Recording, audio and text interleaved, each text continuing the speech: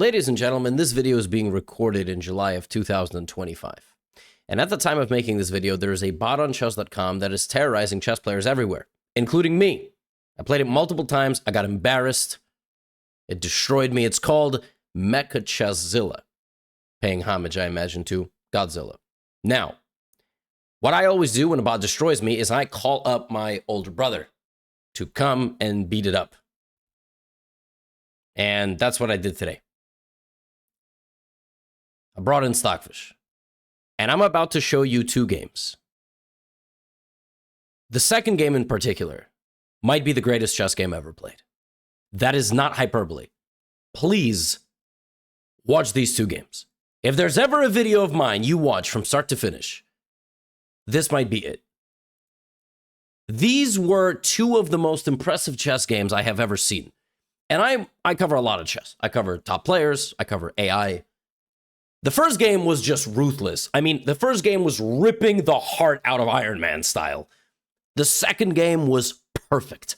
So, first game, Chesszilla with the white pieces. Again, I'm not just throwing the Japanese flag on there. That is the flag that it's got on chess.com.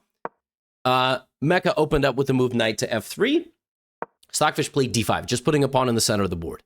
Again, first game is like a little appetizer, just absolutely ruthless pummeling of the opponent. I am telling you, the second game is the most perfect game of chess I've ever seen in my life. G3. White is playing a ready. Black plays bishop g4. There are many setups against the ready. This is one of my favorites. Developing the light squared bishop and then, putting up the pawns like this. That's exactly what Stockfish does. Now, white has several choices. The best move is pawn to h3 and then trying to attack the center with these two pawns, but Mecha plays knight to e5, attacking this bishop right away. We have bishop here. Stockfish doesn't waste any time, immediately opting to trade. Now, what's funny about this game is that white got a worse position after just 6 moves. Right? Mecha doesn't know it's playing Stockfish. It trades the knight, which is just a bad decision. If you're going to move a piece 3 times in the opening and then just remove it from the board completely, it's like it never existed in the first place. So now white doesn't have anything to show for this position. And now, white castles, but it's actually black who is doing very comfortably. Now, one thing Stockfish does, and a lot of great also human players do, is they break a lot of opening principles.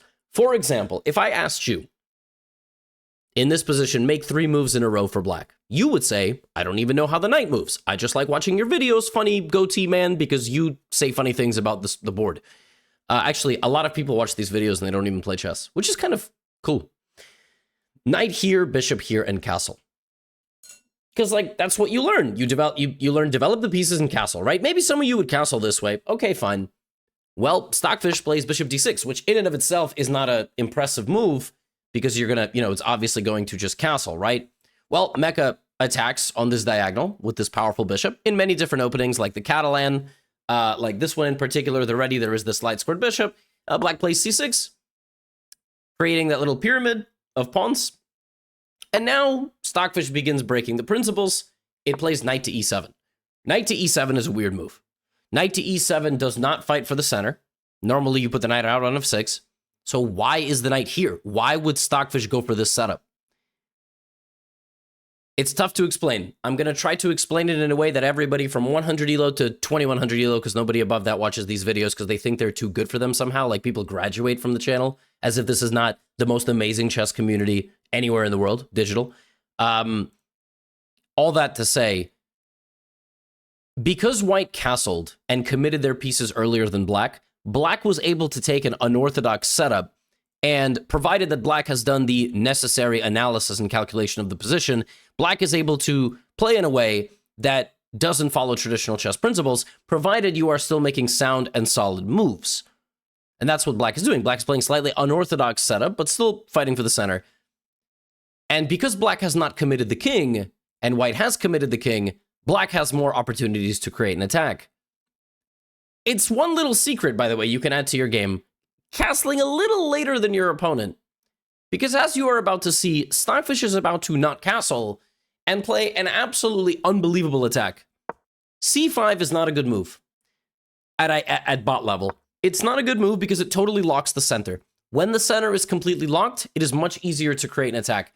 If you try to attack your opponent and the center can just be ripped apart, it will be a lot harder. But this is rock solid.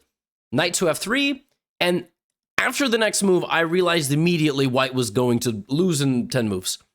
f6. When Stockfish plays like this, putting all the pawns out like this, covering all of the squares, not allowing anything to come forward, what it's doing, it's completely neutralizing you before it launches an offensive. And somehow, white just doesn't have anything. White's only plan here would be to attack this side of the board because that is where they have a space advantage and sort of hope black doesn't generate the play down this way. Now, like I said, the first game is impressive. The second game is stuff of legend.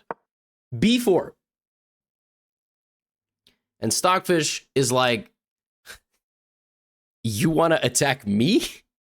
g5. And as I said, taking an unorthodox setup in a chess game with pawns and pieces while also not castling, if you can successfully leave the king in the center or delay castling enough that you end up going the opposite direction at the right moment, it is a very, very effective skill. Stockfish is just going to try to push all of its pawns, and white doesn't have the opportunity to open up the center. White plays bishop to b2. That's not a move that's going to help much. Here, black has a choice. You can take the knight and then just kind of launch this pawn. Stockfish just goes here. It's like, I don't want to give up the bishop just yet. I don't want to give it up. I want to bait white into moving the pawns in front of the king to kick me out. Otherwise, I'm just coming in. Now, again, look at the position, right? How many sides have traded pawn? How many pawns have been traded? Are you paying attention? Hey, lock in. Look at the screen. How many pawns have been traded? Correct. The answer is 0. You know how to count. Very good. Now, within about 10 to 15 moves, this entire position will vanish. Like, all the pieces are going to be gone. The king is going to be wide open. Watch this. Bishop f5. And the ending of this game is so ruthless. h5. All the pawns are there. Now, white has one of two things. White can either counterattack. White can try to defend. White can pray to the chess gods, of course, Stockfish. So that's probably not going to work out. h4. And again, a huge mistake here for black would be, a lot of you would go, I'm going to push the pawn attacking the knight. That's a good move, right, Peter? It's my Joe Swanson. Yeah, not a good move, no. You want these pawns to open. You don't want to lock the position. So knight g6, you do not care that there is a pawn to be lost here, like the Mike Tomlin famous clip of the interview. We got a lot of references on this channel, by the way. A lot of sports, media. You know, we're cultured. Yeah, we do not care. We're going to play pawn to h4, open it all up. Knight d2, and now, yeah, pawn takes h4, bishop goes here. Just watch as Stockfish rips apart the position. h4, absolutely ruthless. There is a king in the middle of the board here, and one of the most gangster moments ever happens in this game. Mecha launches a counterattack with rook takes f6. Stockfish just takes the pawn on g3, giving up the knight for absolutely nothing. The reason why you can't even take this knight is because queen to f7 comes in with a fork on the rook and a square. And it's not just any square, that's literally checkmate because the rook on h8 cuts the king off on the h-file. Queen f7 would win you the rook and a few moves later win you the game. Which is why in this position, Mecha Chesszilla plays pawn to e5, defending the rook, locking out the bishop.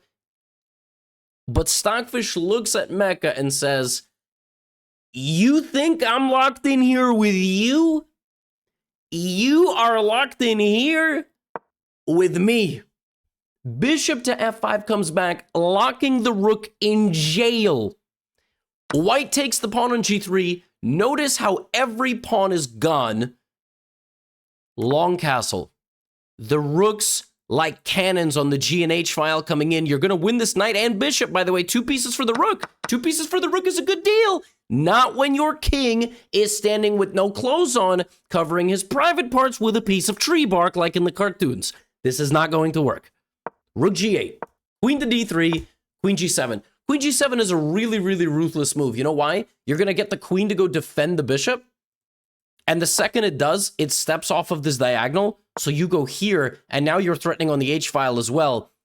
And then we got to end things in style. We sacrifice the rook. We bring the queen with the rook. By the way, what black is playing down 2 pieces, basically. The bishop's not doing anything, but it's over. We get in. But the conclusion of this game, the way Stockfish actually beats its opponents, is so brutal. It plays queen c2. Watch this. It brings the bishop to g5. And it is a sadist. Because here, it just moves the king. And the reason why it can afford to do this is white cannot move any of these pieces. And then it realizes white cannot move any of the pieces. White doesn't have a move. It just moves the king around until white runs out of turns. You look like you can go king e1, but then I go here, and you run out of moves again because I have mate like bishop to h4. So Mecha has to now give up material in order to make moves.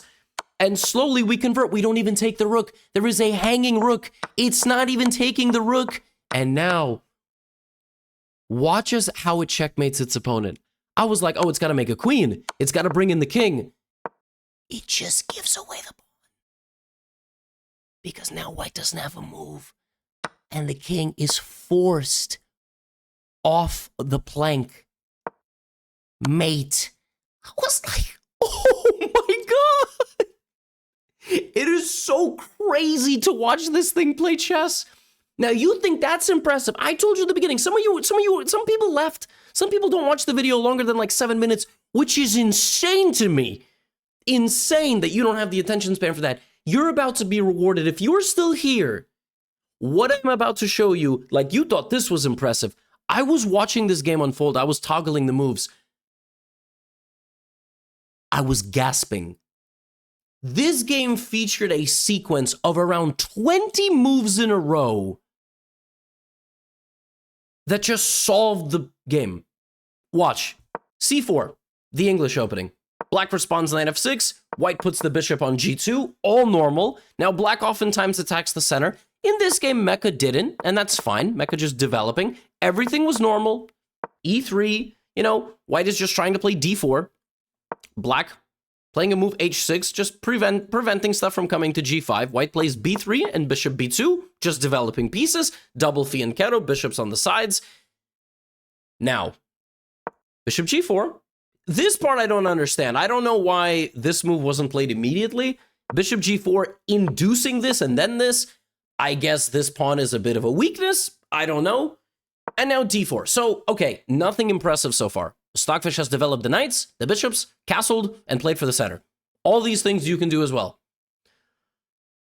Now, every chess game is about finding a way to coordinate your pieces from the opening, come up with a plan, advance into your opponent's position, win material, get to the king. Rook e8, Stockfish trades, and just off of this trade alone, things are now going to become a little more clear. The center is open. White has ideas to put the knight here to open up this bishop. White has ideas to put pressure on this diagonal. White is doing a nice job neutralizing this bishop against these pawns, right? So knight to h4. Knight h4 attacks the bishop. It wants it to go back, and we're threatening bishop b7, right? Just winning up. Now, the problem with this move is that black has bishop d3, which makes us have to move the rook. And in that time, probably black will, get out of the way and then try to get the knight in here next. Now begins pure brilliance. Stockfish evaluated taking this pawn was better. Obviously, because there's a hanging rook, so I counterattack the rook. No, that's not the idea. The idea is to simply take back the bishop. And when black moves the rook, to come back here. Stockfish is applying a system I like to call relative value. Pieces are worth something in chess. 3, 5, 9, 1, etc. But not really. As you get better at chess, you realize pieces have a relative value, depending on the position. These are not really 5-point rooks. They're hovering between 4 and 5.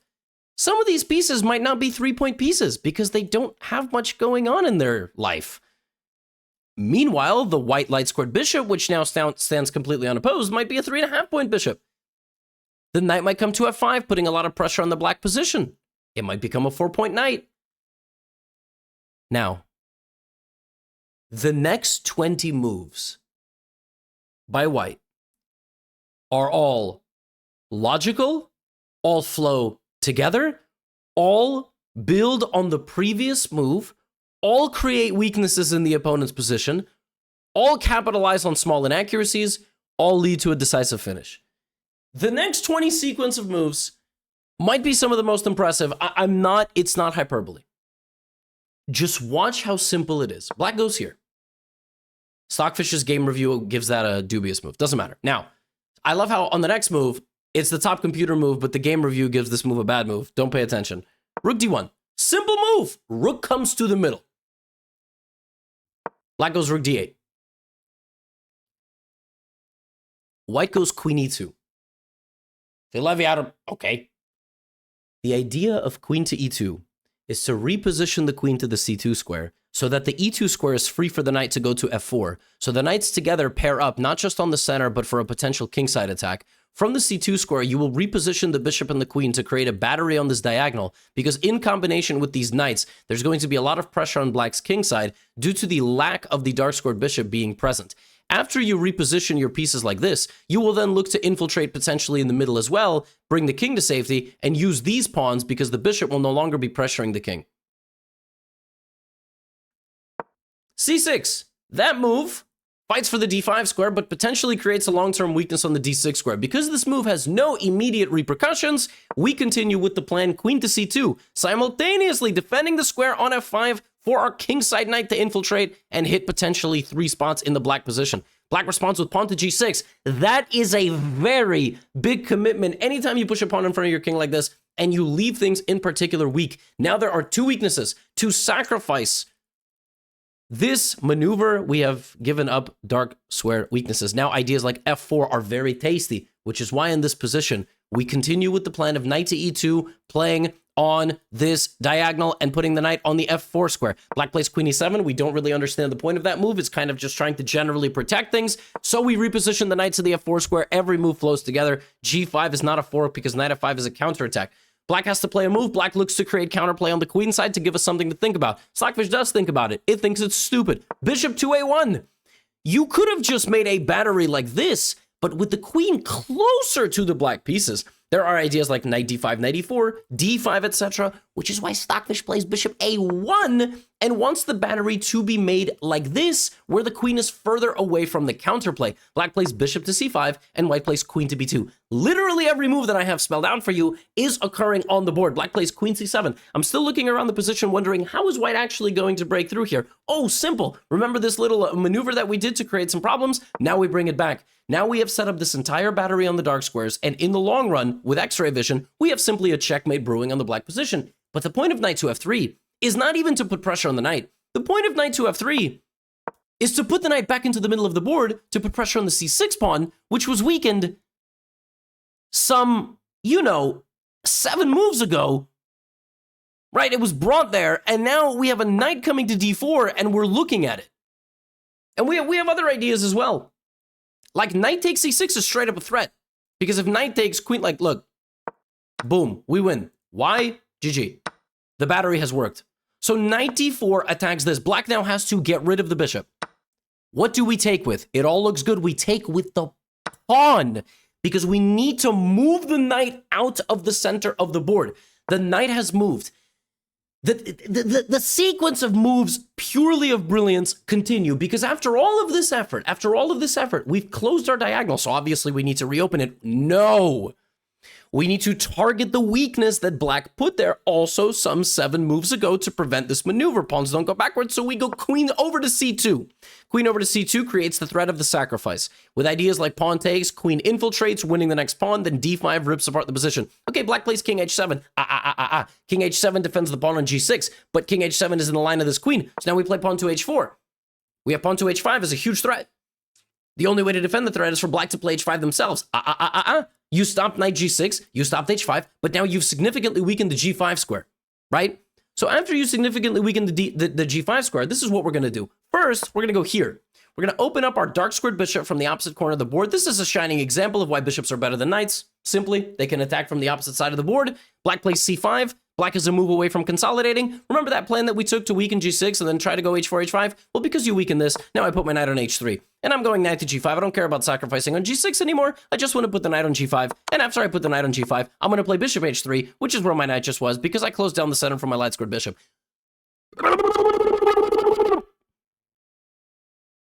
What? It has been 15 straight moves of good moves. How is this even possible? Now, it doesn't even stop here. You think, well, every move has been made. No, there is another domino that is ready to fall. It's the blockade. Pawn to f4. If pawn to f4 lands on the board, black's position completely disintegrates. Poof! So, black knows it's time to do something. You gotta infiltrate on the other side of the board. Now, there's again only one move here that accomplishes anything. Moves like queen b2 are now wrong because the pawn will come in and attack the queen. So instead of that, we put the queen here. That was the wrong square previously, but now there is no counterplay. And from there, we also defend e1, which is very important because there will be a moment. Now, after queen c3, we have queen e7. Rook e1. Putting pressure. And now the final piece of the puzzle. Knight to h7. Again, ignore the game review symbol you're about to see. Black is trying to trade up the knight. We want to play pawn to f4, but there are tactics against our king in a lot of different lines. So in this position, we don't take, we don't back up. Again, ignore this. King g2. This is the best move. Now knight to f3 is no longer ever a check.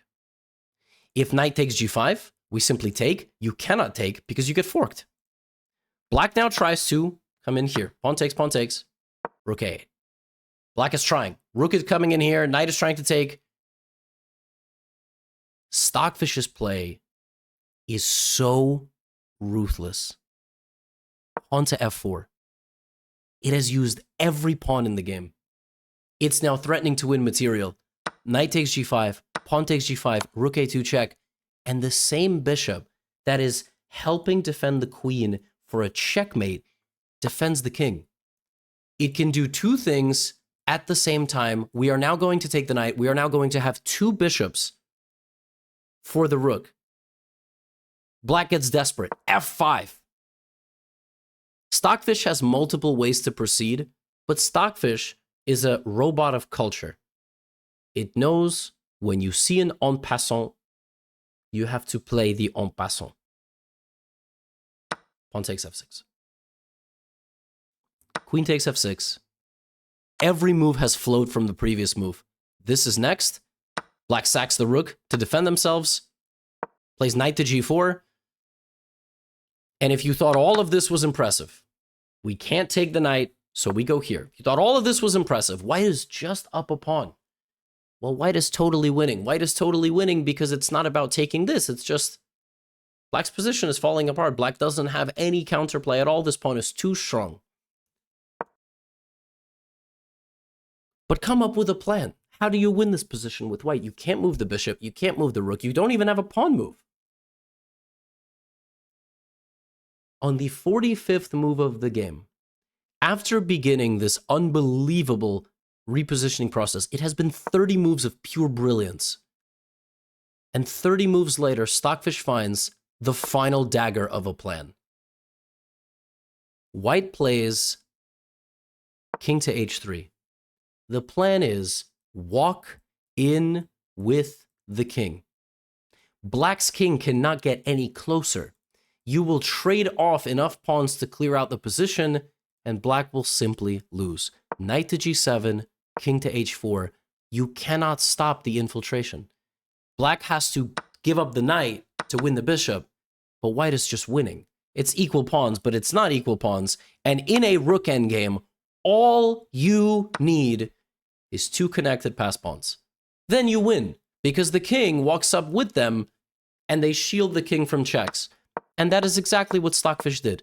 It just marched the pawns up the board, put the rook like this behind the enemy pawn, with ideas to get here, and now this is easy. You just come up with the pawns. Black tries to create some counterplay. You have a two-pawn advantage. Pawn to f6, pawn to king to g6, king f7, and this game ends with white promoting to a rook, and then white promoting to a queen.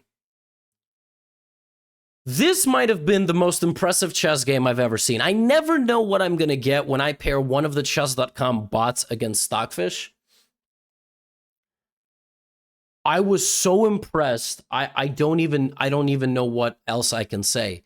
for 30 moves of this game, after it calculated that giving up its own rook for a light-squared bishop was the right way to go, how it put the rook here, put the queen on the queen side, repositioned the knight, created this battery, hunted down the center, and then the way it went here, h4, d5, put the knight on g5. I mean, this is just, oh my goodness. It's so impressive. I'm going to go try to get inspired by this and go lose a bullet in Blitz game and then never want to play chess again. Stockfish is unbelievable. I hope you enjoyed this video. And as always, if you'd like to take your chess to the next level, check out Chesszilla, my educational platform. Link is in the description. You can start a 7-day free trial and see for yourself. That's all I have for you today. Get out of here.